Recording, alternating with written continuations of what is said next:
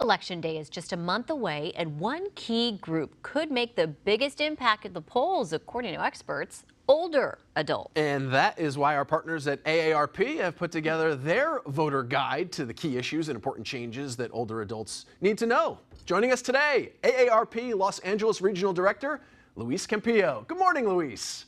Good morning. How are you this morning? Very good. You know, we keep talking about this one big change that's coming to this year's election. What exactly is that? Yes, the big change is that all registered voters in California will be getting their ballots actually starting tomorrow or Monday. Everybody after October 10 is going to start getting their ballots. So hopefully you have the opportunity to do your research and make sure that your voice is heard. And what are the key issues that older adults should know about for the midterms?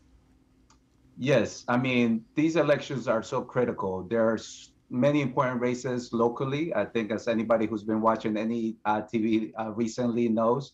So locally, regionally, statewide, federally, there's some important races, as well as some important statewide propositions. There's about 7 propositions statewide that impact everything from arts funding in schools, sports gambling, and a number of health access issues.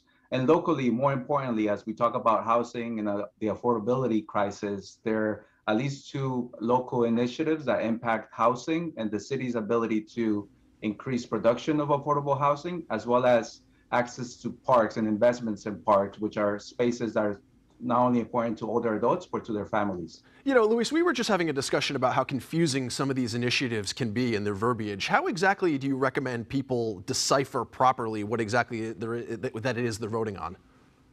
Well, the good thing is we have 30 days to do our research. I know that AARP has a lot of great resources on our website.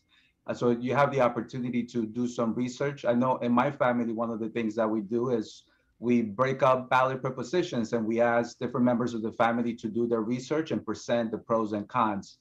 So you can do that with family, you can do that with friends. But more importantly, we want to make sure that you do your research and get that information from trusted resources. So that's why AARP is making sure that not only our members, but also their families have the information they need. I love that strategy of having everybody present the different ballot measures and the arguments for and against. Now, what about election dates? What do voters need to know about dates? Because with more people voting by mail, more of these dates become relevant rather than just the actual election day. That's correct. So as I mentioned earlier, starting as of October 10th, this Monday, people will start receiving their actual ballot. So you can start marking up your choices and thinking about what are some of the candidates or propositions that you need to do a little bit more research on. You also need to know that the last day to register is October 24th. The nice thing about voting here in Los Angeles is that you can actually vote until November 8th. So if you, for whatever reason, you did not register, you can go to a voting center, register, and once your identity is verified, your ballot will be counted. So AARP, you know, as we're learning from this interview, that you offer a wide range of resources, especially for seniors, but you also have a podcast that you add to that?